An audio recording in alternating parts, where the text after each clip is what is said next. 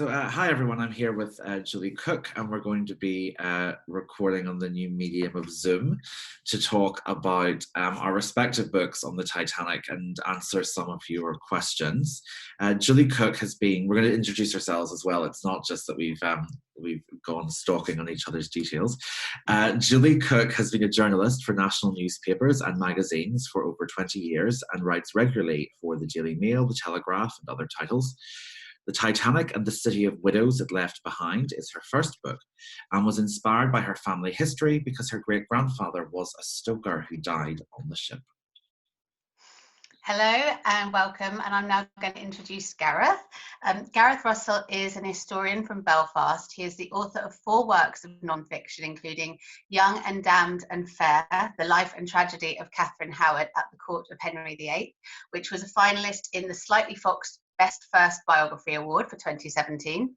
His most recent book, The Ship of Dreams, The Sinking of the Titanic and the End of the Edwardian Era, was recommended read from the American Booksellers Association, named a Book of the Year by the Times of London, and a Best History Read of 2019 by the Daily Telegraph. So we'd like to thank you all for sending in your questions. They're great, and hopefully they'll inspire a good discussion. This first question is from Kiva. Both of you had family connections to the Titanic. Can you tell those stories and how they inspired you? So in my case, the book is partly dedicated to my great-grandparents, Thomas and Elizabeth. They weren't on the Titanic. They were both, they were children in Belfast. I'm moving slightly hazy in the details, but I think my great-grandfather was born in either 1905 or 1906, and my great-grandmother was about 1907 or 1908, so they were children.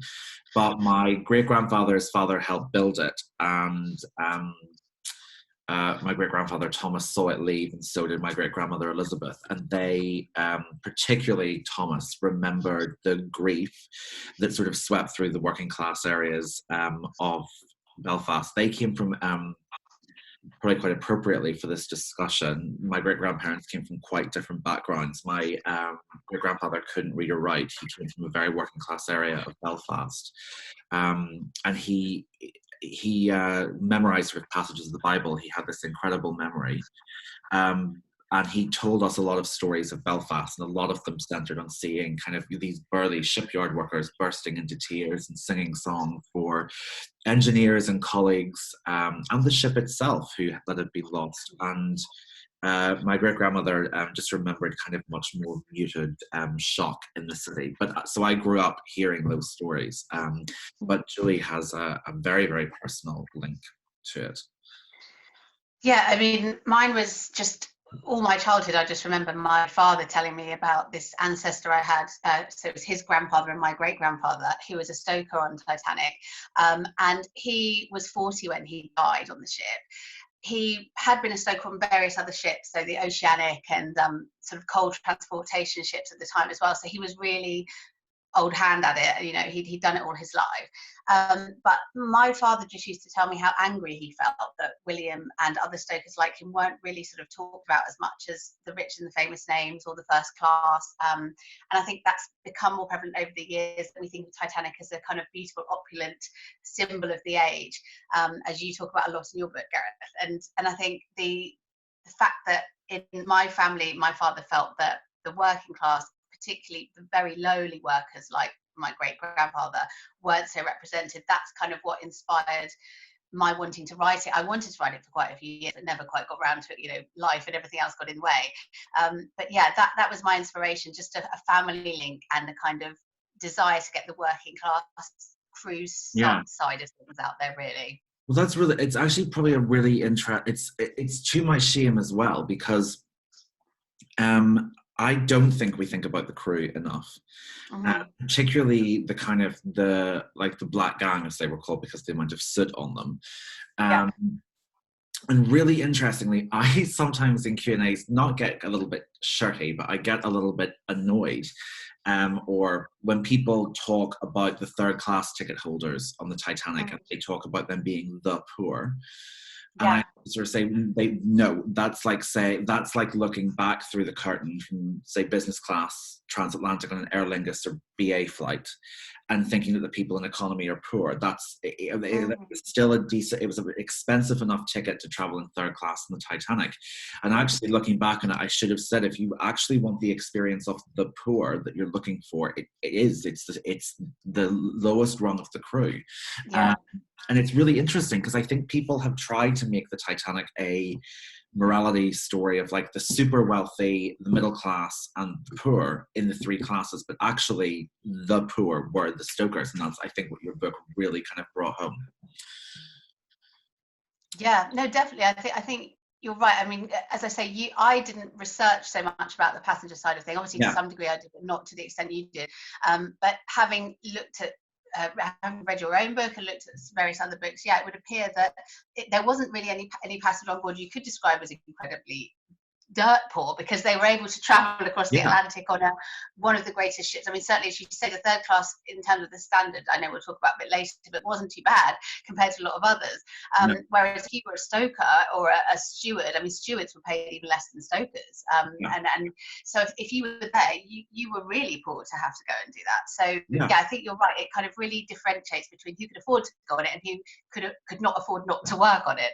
And there's a big difference. So, yeah. So shall I move into question 2? Yes. We have a question which is from Francis. It says, if you were travelling on the Titanic without the disaster, is there a particular class you'd want to travel in most? Well, I hate to say it probably sounds quite predictable, but for me it would be first class. Yeah. Just because I've had to research so much about the stokers and how awful the conditions were. And, I kind of was so exhausted by that when I finished my own book, and looking at what my great-grandfather went through, that I think just to get away from that, I think I'd like to travel in first class. I think simply because, rightly or wrongly, it's true, Titanic was a very beautiful, very opulent ship. The amenities for first class were just incredible. I think, the Parisian cafe, I can't imagine anywhere better to sit and have a drink in an evening. The glamour, passing by, it's like passing by equivalents of the oligarchs of today, as you parade on. Just the famous people you would have been on the same ship as, if you think of today, it would be like passing by, really, really famous actors and rich people and incredible wealth.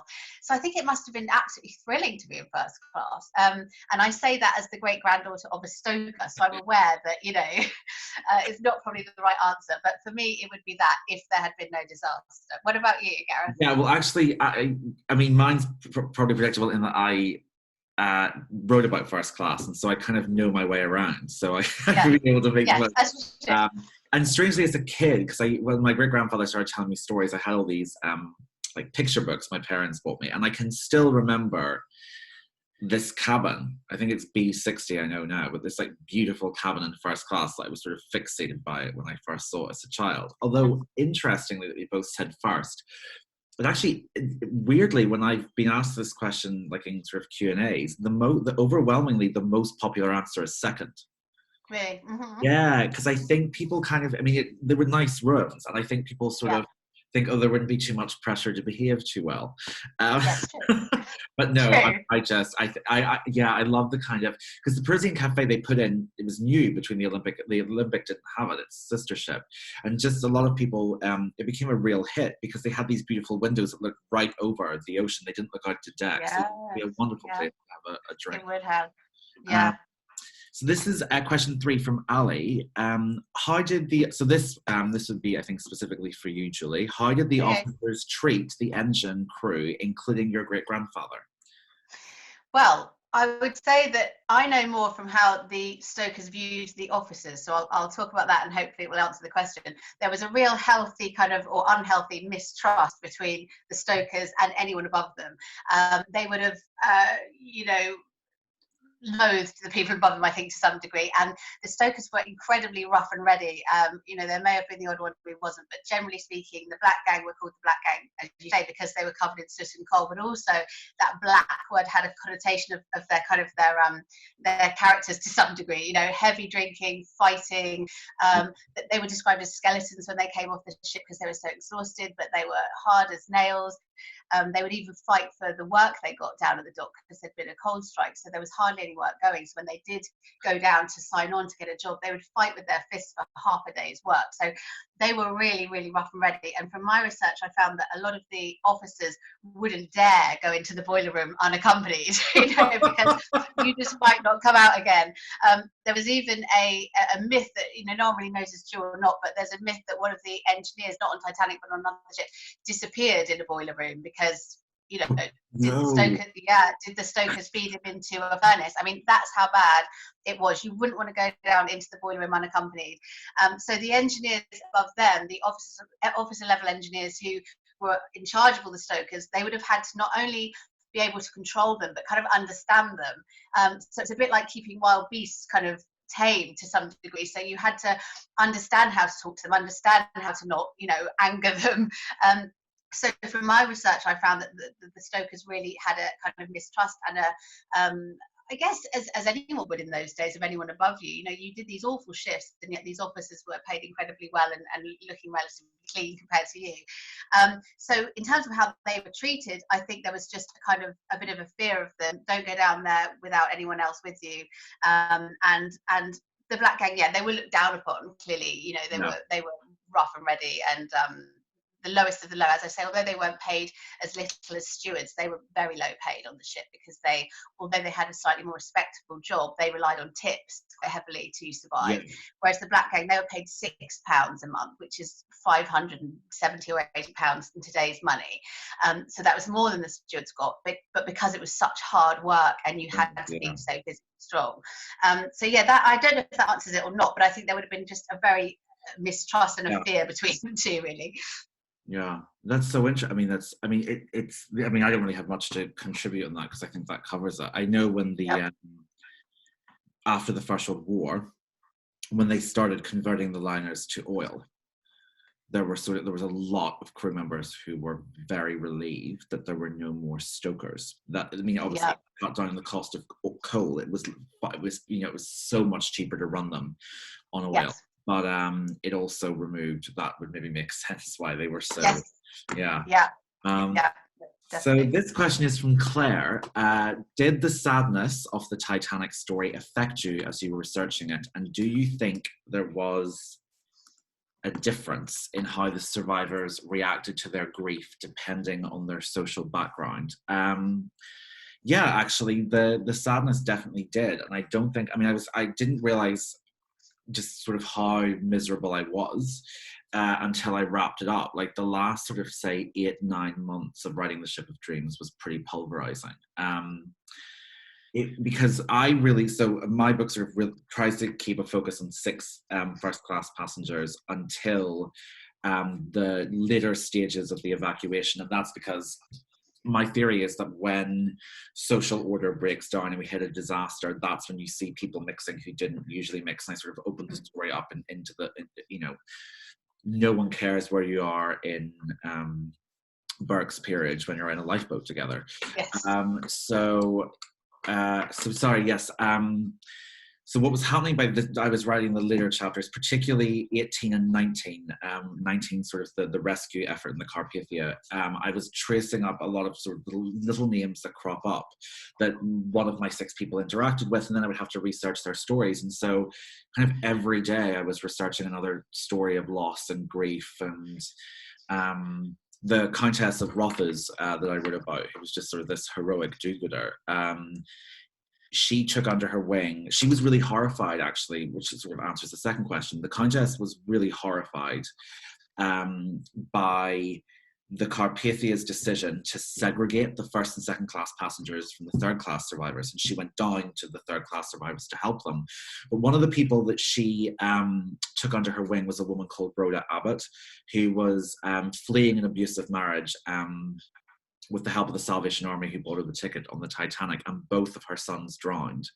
And kind of reading about the Countess encountering this woman, and the only help she could give was practical, to kind of take her under her wing and make sure that she sort of looked after her until the Salvation Army collected her in New York. But the only help you can give in that level of just horror is practical help, because you can't help emotionally, it's just too awful. And so that kind of was a lot of those stories I was just having to stop in the library and got sort of a little bit moist-eyed at times, because it was just a catalogue of grief. And several survivors, one, he was sort of a young guy. I think he was on his way to start at Harvard. Like, he was very young. And he said, looking back later in life, he said that the sinking was bad.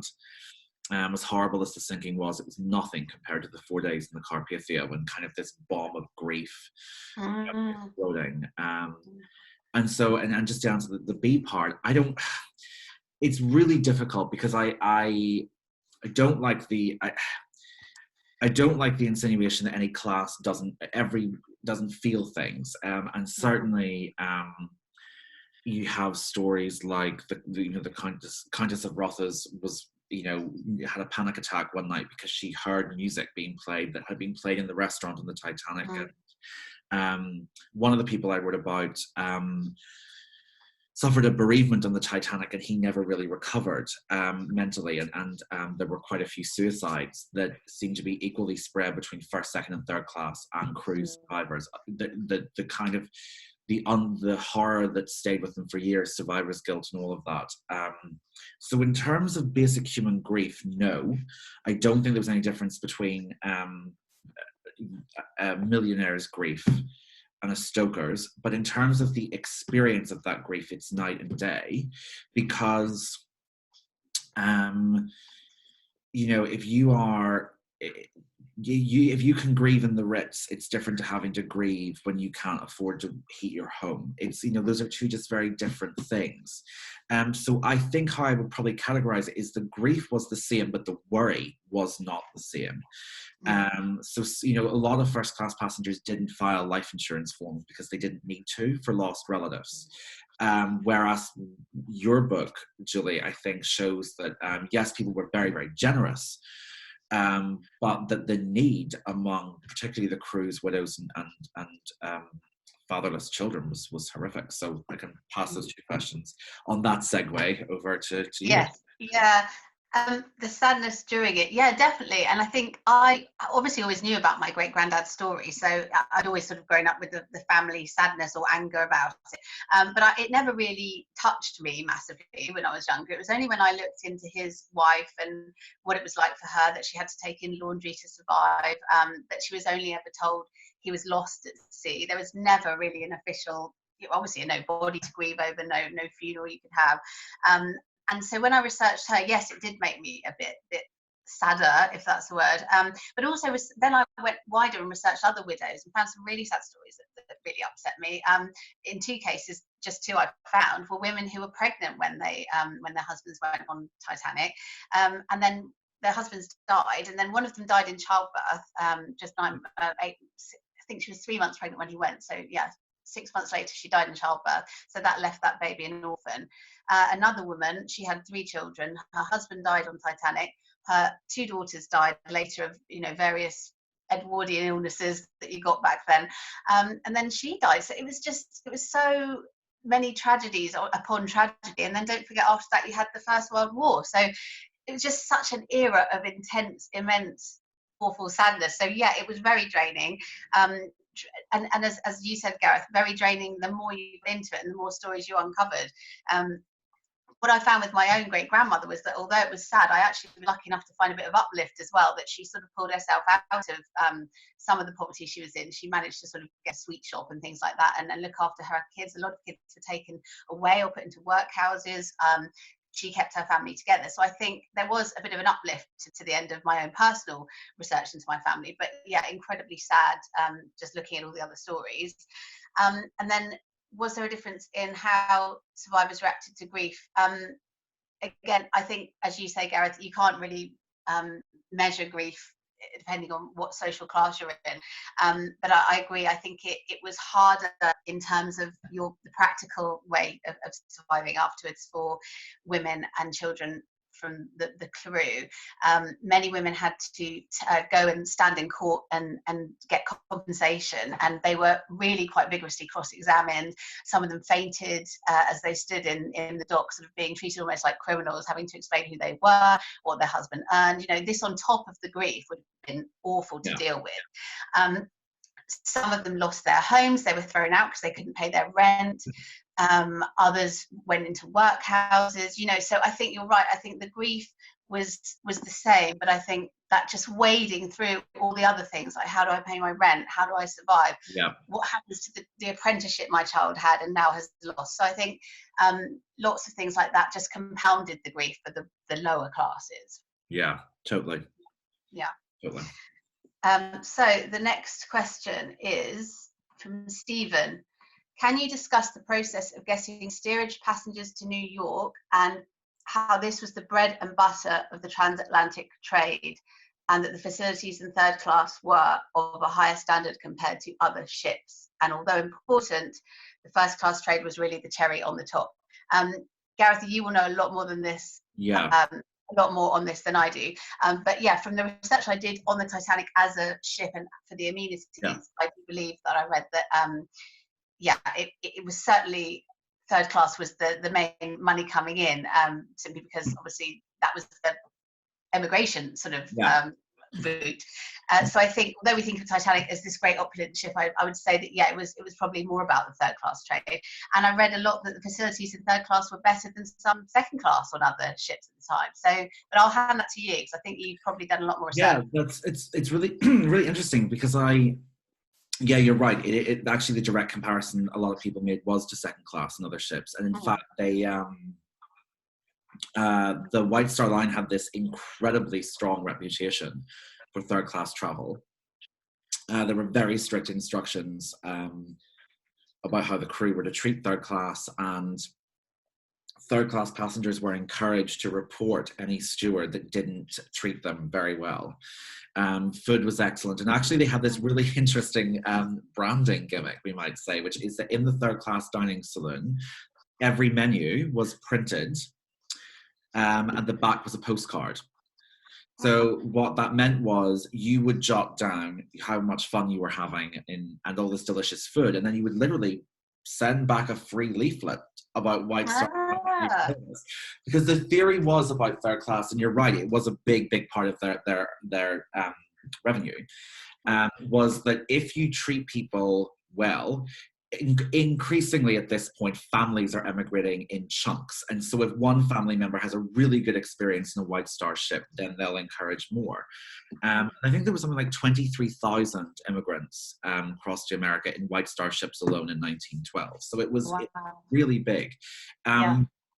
The one sort of caveat I would put with is actually first class was increasingly becoming more than a cherry on top, is probably the only thing I would query with the question, Stephen, although it's not so far off the top. There are certain airlines today, to use that comparison again, like Qatar or Singapore or Etihad, that make a massive amount of money on their business and first class tickets. And what you can see is the Olympic and the Titanic had room for almost as many passengers in first as they did in third. The smallest by a country mile was second. It had room for about 560. There was room for just over 900 in first and 1,100 in third. And there was a huge gradation of cabins you had in first class. There was very simple, like single berth cabins. If you Google like Titanic A deck cabin, you'll see the quite simple ones, and then B deck. So there was which is a different story altogether. And so there was a huge, you had access to the same amenities, but there was a big price differentiation in first class. And that was because more and more wealthy people were starting to travel recreationally.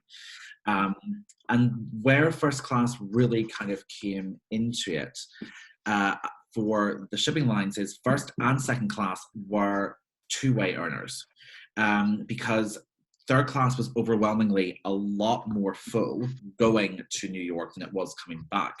Of course. And first and second class, usually there's not that big a dip in their turnover rate is fairly consistent. Second class tend to be bigger during the tourist season, and first class you could see real dips around the season.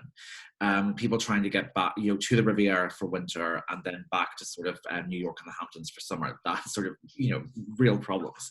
But yeah, very much so. Yeah. They were more stable in terms of their turnover than they both ways. Yeah. And then after, what you can see really interestingly, after the First World War, when America clamps down on immigration, first class numbers don't really change that much, but they completely rehaul third class as cabin or tourist, and they big up second and third class. Second class, and shrink third. So I think increasingly they were trying to diversify their models, but you're right, particularly smaller ships, smaller shipping lines. Third class was, it was the bread, butter, and the whole meal. You had a lot of ships that didn't have first class, but for the big lines, Cunard, Hamburg America, White Star Line, first class could turn a fairly decent amount of traffic. In the process of getting them there. This sort of feeds into why the loss of life was quite high in third class. There had been a cholera breakout amongst immigrants in Hamburg, I think in 1892 or 1893, and America had introduced really tight quarantine laws for immigrants. So that meant that third class really did have to be checked for health before they got on, and also kept separate. First and second class could mix a little. They had their promenade decks were next to each other, but third class had to be kept separate, because if first or second class came in contact with third, due to those immigration laws, they all had to go through Ellis Island. So it was a longer embarkation process, and also for more humanitarian reasons, third class had a lot longer of an embarkation window. And a travel guide I read said that's because a lot of them are immigrants, and it's really emotional for them getting on board the ship to leave their homeland. So they tend to cry and run back across to say goodbye to family members. So the shipping line gave them an extra few hours to get on board, whereas first class and second class were embarked in quite a tight window. So there were multiple different reasons impacting climate. I found that quite moving, actually, just the definitely. Yeah. So let's see. This question is from Peter. A lot of mileage has been said in the past about alleged restraints on the third class passengers being allowed on the boat deck. If such restraints were not in place, do you think more or less people would have been saved? That probably was the biggest shock in my research, to find that the third class weren't deliberately kept away during the evacuation, and that it's sort of like the Marie Antoinette saying "let them eat cake" thing. When you realise that that's total nonsense, and you realize how there's no evidence at all for it. And actually with Titanic, there's only one third class passenger who claimed that, a Norwegian called Olas Jørgensen Abelseth, and he, in his initial testimonies and in letters I read from him to his family from the Carpathia, he doesn't mention it at all. But he got a job in America, a speaking gig, going around silent movies about the Titanic to talk. And he starts by about 1914-15 saying we were trapped. I think the story was, there was a bit of showmanship there. Yeah. So no, they weren't held back, but the aforementioned quarantine laws meant that the geography of trying to get them up to the boat deck was tricky. You had stewards weren't told. This is where Captain Smith, I think, really holds a lot of blame. Pardon me. He didn't tell the crew, so they didn't warn the passengers this is serious, and there was a lot of breakdown in communication, coupled by the fact the stewards only spoke English, and that was there were a lot of non-English speakers in third class, and there were a lot more men in third class statistically as well. One thing that I sort of wish I had stressed more in the book was this idea that first class only had access to the lifeboats is nonsense. Second class had just as much access to the lifeboats as first, but that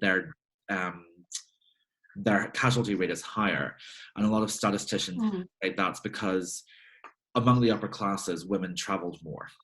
So first class, there's a higher survival rate, partly because there were more women. And as you go down through the classes, less and less women. So certainly I think it was partly geography and partly gender, that or architecture, or whatever you want to say for the geography. But yeah, I sort of said in the book, because I really want to be quite careful, because I'm not saying that it was a well-handled evacuation. It self-evidently wasn't. it doesn't make what happened to third class any less tragic. It just makes it slightly less cruel, which I think is, so that's the only way I could put it. Yeah, yeah, and as you say, when I was researching mine as well, I looked into what were myths and what were truths, and films in particular, like the great James Cameron epic, where they're sort of locked in, sort of make this myth perpetuate. Because I was reading also that a lot of the third class passengers were reluctant to leave as well, because they were, A, a lot of them didn't speak English, so they didn't have a clue what was really going on, and B, I think as well, in other tragedies that have happened since that, won't go into which they are, but where people believe in what they're told, and they believe in authority, and they're well behaved, and they kind of I'm going to wait here because I think it's probably safer. And I read that there was a lot of that reluctance. I don't know if you found that in your research, that third class were sort of slightly more obedient, slightly less questioning perhaps, and more likely to just wait and be told what to do. Yes.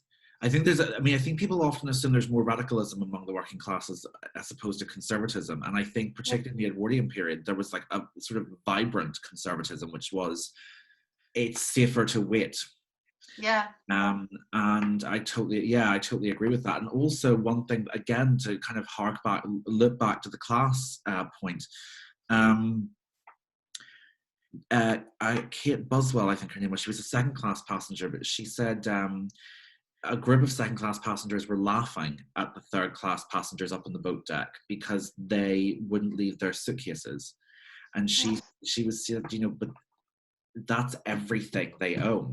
And so that, that was, these people were emigrating. This was not a holiday. Like a lot of what they had was everything. And so when the officers were saying, and by the way, if you ever see on eBay or some dubious auction site a suitcase from the Titanic, there are no surviving pieces of luggage. The officers were not letting you take your weekend clutch, to go over. A lot of the third class passengers were really arguing with the officers, please let us take our luggage, and the officers sort of had to say no. I think it's sort of wretched. It's wretched sadness, really, when you think of that. And horrendous. Totally horrendous. Yes. And then the next question is from Derek, and it said, how long from first coming up with your ideas did it take you to write your respective books? Mine began as an idea as almost a child, really, before I was able to make it into an idea, with just hearing my dad's stories about my great-grandfather.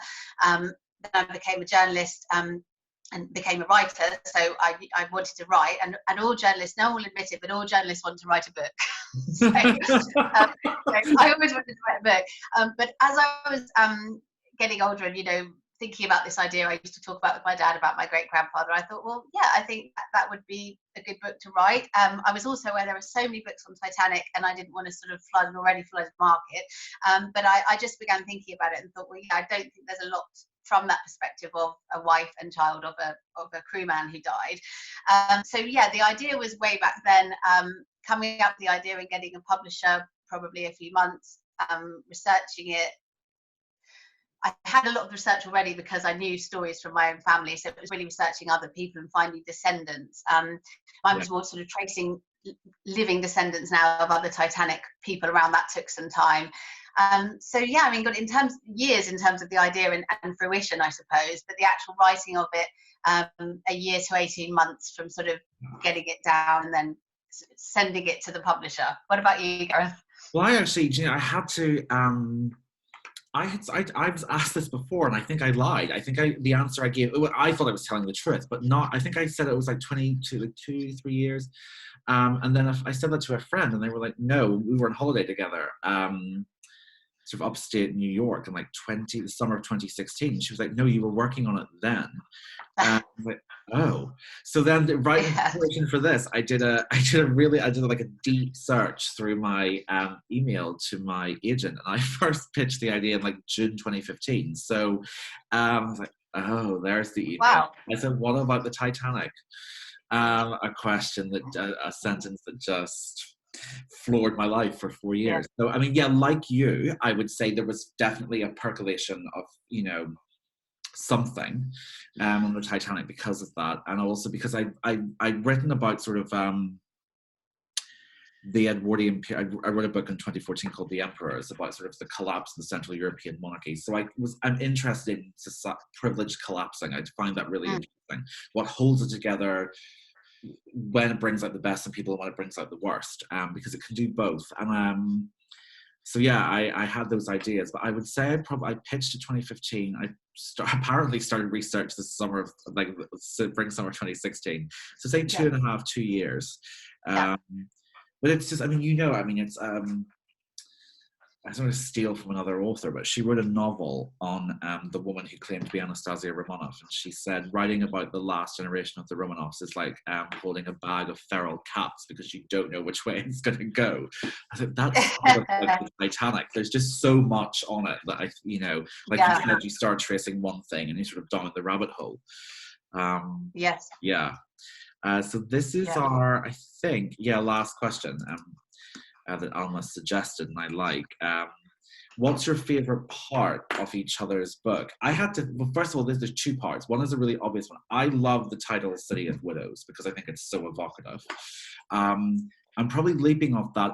You talk a bit about the kind of sermons in Southampton afterwards and just the general sort of, slightly tying it to your religious concept, but how you describe the grief sort of settling on the city in the immediate aftermath, and then moving into, you talk about the grief and them not being able to process it. You said, look, life was tough. There was pandemics. There was a lot, epidemics. There was a pandemic later in 1919 to 20. This was a tough time, but there were established mores in how you grieved.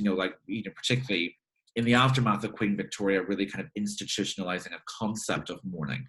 Britain was a country that did grief well. It still actually, I think, does grief and mourning. There's a ritual. There's a kind of, I would say, a heartfelt rota, if that's not an oxymoron. But you sort of make this brilliant point. Look, they didn't have the body. There wasn't the normal route to go through this. So this was not a normal grief. And then the other thing, weirdly, that I found just so fascinating was when you were talking about, like in the 50s, the lady visitors from the relief funds going in person to deliver cash into like old people's homes, and just how it was organized, and the fact that you don't think of the impact of the Titanic eddying into the 1950s with people still having, that just blew my mind. So I think it was a combination of just how well you wrote about, I hope this doesn't offend anyone, and it's meant with total respect to both. Southampton in the aftermath had a feel of Aberfan to me. It just kind of, that feeling of like a community pulverized by this unexpected grief that, again, like Aberfan, came through ignored warnings and kind of egregious incompetence that cost a lot of innocent people their loved ones. And that just, I thought I told you it was harrowing. I think that just kind of the bomb of grief, I think you described it incredibly. Okay, thank you. In yours, it's there's so many bits. I'm actually very close to the end now, so I'm almost there. I've got your book right here, actually, Gareth. So yeah, for me, it was little things in your book made me actually suddenly cry from nowhere, and it's just the really subtle, meticulous details you have about various people. And I know you referred to them at the beginning as the dramatis personae, the characters in your book. The first bit for me that made me really upset was Thomas Andrews. Obviously, you refer to how he handles the evacuation on the ship and how he sort of goes from being in this numb shock to then, no, I've got to get on with this and help people off. And you referred back to when he was a child and he used to keep bees, and there was a kind of a bee emergency where he was running and helping with his little bees and looking after them. And that really touched me. I actually wept at that point because it was exactly such a wonderful comparison to looking after his bees and then looking after these people who, again, from way back in, if you're looking at it as a film, are like bees scurrying around the sinking ship. So not only did it bring to mind the physical implications of what was happening, but just how caring he was, and I think it showed a lot about his character, and I had not known that he could care bees like that, and that point really brought home his character to me more than any other sort of testimonies I've read about him. So that the meticulous detail you have on people's lives, which when you say, you were researching it for sort of 2 or 3 years, I think that's incredible because you've got so much detail about people. It's just otherworldly. And another part was about the spouse couple who, as we know, were very much in love, and she refused to leave him. And you had a part about how Ida Strauss would still darn her husband's socks, and they were incredibly wealthy. They had this enormous wealth, but just those little subtle tiny things that you include show so much more about people's characters than saying they were rich, they were poor, he was a great shipbuilder. I think it really brought those people to life for me. And as a person who's been writing about stokers and lowly people, and almost to some degree thinking, oh well, the first class didn't know this, that, or the other, this brought it home to me that grief does still get you about the very rich and the well off. You do still feel for them very much. So they were two parts that really stood out for me, and just the overwhelming, amazing research. It's incredibly detailed book. It's wonderful. So I really enjoyed it. Oh, thank you. Yeah, you messaged me actually about the bees, and I was so, because the reason why I was so pleased was that comes from, it's a little testimony made sort of as a family commemorative biography of him just after he died, and I had that. I read that earlier on and put it away, and then I was sort of I was just editing it. I thought, oh no, I'll reread it just to see. And the bees thing was one of the things I loved the most, because I do think it kind of syncs up to his character. And you were the first person to comment on it. I was like, yes, really? Yeah. No, it really touched me. Things like that really touched me. It's like I was sort of holding it together till then, but when I read that, I just it really got me. I think because little things, I think, as you say, it can really show you someone's character. I think how he cared for his bees, and then how he then applied that kind of caring and taking charge, but also in a very humane way. I think then we understood why he behaved how he did on the ship as well. Totally. Yeah, thank you very much. Well, everyone, we just want to thank you for your questions. They were so good. Yes. There was a nice range. Yeah, and you sort of, I think, I don't know, you forget sometimes with books. I don't know if you find it, but like sometimes when you're talking about them, you remember things that you wrote. You're like, oh yes, I did cover that topic. Yes, yeah, exactly. You kind of go into an amnesic state after writing a book, don't you? You don't remember what you wrote. Yeah, I got asked a question, I was about Catherine Howard, and they said something, and I was like, did I say that? And they said, yeah. Yes. Yeah. I think it's like an author's trance, and then afterwards you forget what you've done. And it's, because I remember doing that book, and there was one point where I stayed, the library was open 24 hours, and I stayed there, and a friend who had coffee with me, like, the day before, saw me the day after, still in the same clothes, and he said he was talking to me about something, and I was just staring at him with like outright loathing, because I was like, if you're not talking about 1541 or 1912, I don't care anymore. Yeah. When you kind of put it to bed, you're like, oh, I can be a normal human again. You can move on now. Exactly. Yeah. Well, everyone, thank you so much. We hope you've enjoyed it. Yes, thank you so much. Thanks for all the questions.